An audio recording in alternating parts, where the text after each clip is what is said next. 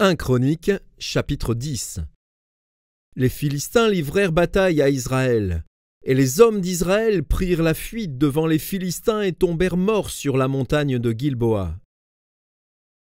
Les Philistins poursuivirent Saül et ses fils, et tuèrent Jonathan, Abinadab et Malki-Shoua, fils de Saül.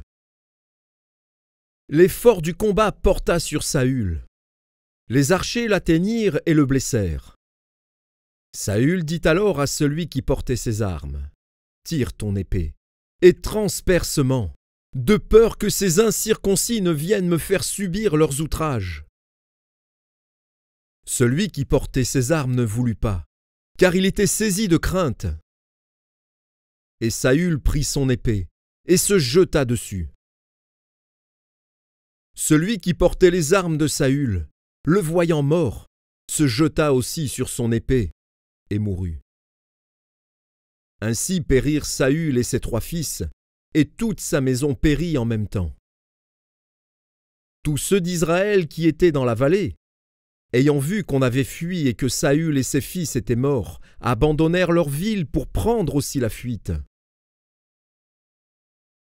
Et les Philistins allèrent s'y établir.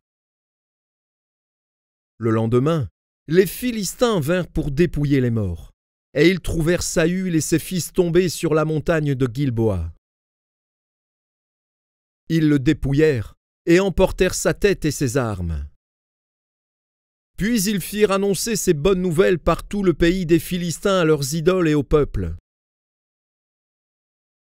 Ils mirent les armes de Saül dans la maison de leur Dieu, et ils attachèrent son crâne dans le temple de Dragon.